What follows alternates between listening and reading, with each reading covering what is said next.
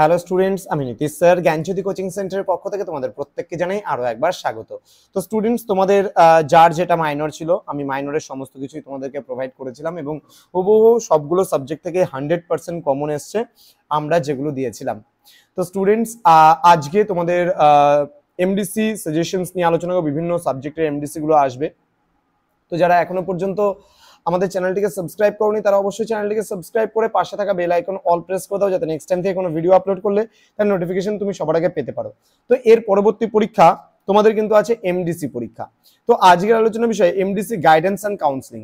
তো ক্লাসটি শুরু করার পূর্বে তোমাদেরকে বলে রাখি, তোমরা যদি পরবর্তী সেমিস্টার থেকে অনলাইনে আমাদের কাছে অ্যাডমিশন নিতে চাও, যোগাযোগ করবে আমাদের অফিসিয়াল নাম্বার 7076398606 নম্বরে অথবা 6295916282 নম্বরে। তোমাদের টোটাল কোর্স ফি রয়েছে তোমাদের এই সাধ্যের মধ্যে। পরবর্তী সেমিস্টারেও কিন্তু আমরা রাখছি 1199 জাস্ট কোর্স ফি তোমাদের। হ্যাঁ, তো দেরি না করে আজকে যোগাযোগ করতে পারো আমাদের সঙ্গে এবং যুক্ত হতে পারো আমাদের অনলাইন ক্লাসে, কারণ পরবর্তী 5th সেমিস্টারের ক্লাস কিন্তু আমাদের শুরু হচ্ছে 11 জুলাই থেকে।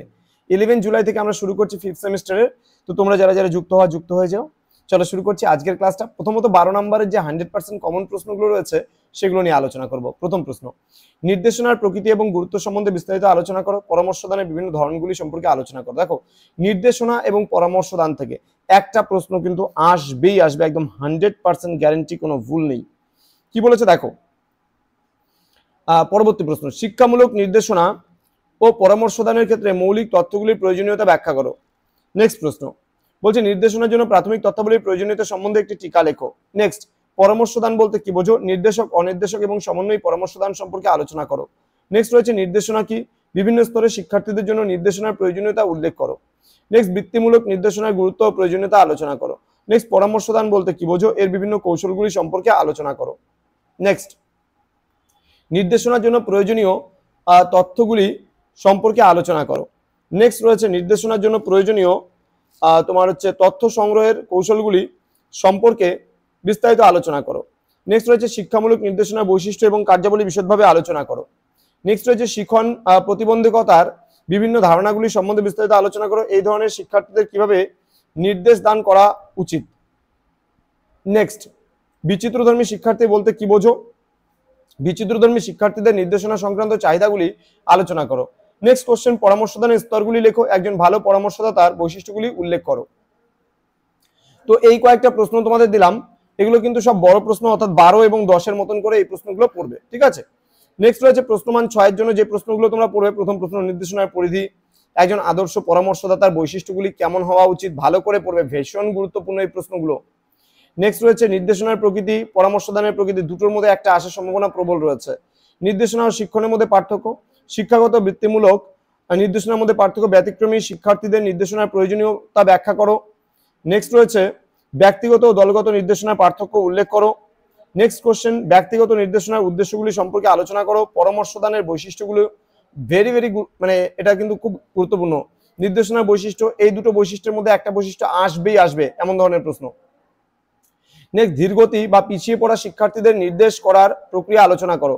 নেক্সট, শিক্ষাগত নির্দেশনায় শিক্ষকের ভূমিকা কি তা আলোচনা করো। নেক্সট, প্রতিভাবানদের শনাক্তকরণের উপায় কি তা আলোচনা করো।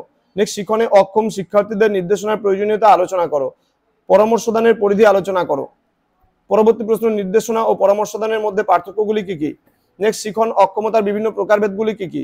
নেক্সট, প্রত্যক্ষ ও পরোক্ষ পরামর্শদানের পার্থক্যগুলি বিশদে আলোচনা করো।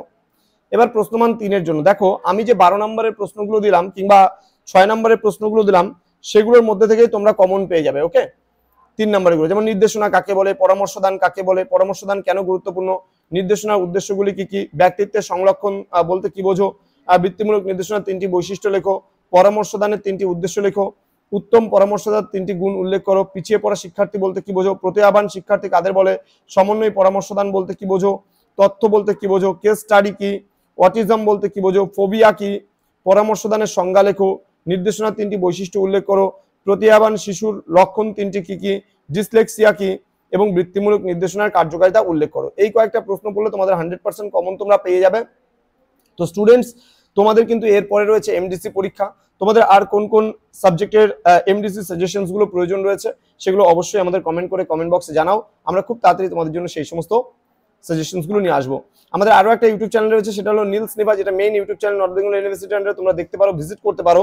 এই সেমিস্টারটি একটু সমস্যার কারণে আমরা নীলস নিভাতে কোনো ভিডিও আপলোড করতে পারিনি, যার জন্য সমস্ত কিছু জ্ঞানজ্যোতি কোচিং সেন্টারেই পাচ্ছ। যারা এখনো চ্যানেলটিকে সাবস্ক্রাইব করনি তারা অবশ্যই চ্যানেলটিকে সাবস্ক্রাইব করে পাশে থাকা বেল আইকন অল প্রেস করে দাও, যাতে নেক্সট টাইম থেকে কোনো ভিডিও আপলোড করলে তার নোটিফিকেশনগুলো তুমি সবার আগে পেতে পারো। তোমাদের উজ্জ্বল ভবিষ্যৎ গড়ে তুলবো আমরা, এটাই কিন্তু আমাদের প্রতিশ্রুতি। দেখা হচ্ছে খুব তাড়াতাড়ি আরো একটা নতুন ভিডিও নিয়ে, নতুন কোনো ক্লাস নিয়ে। তোমরা প্রত্যেকেই ভালো থেকো, সুস্থ থেকো।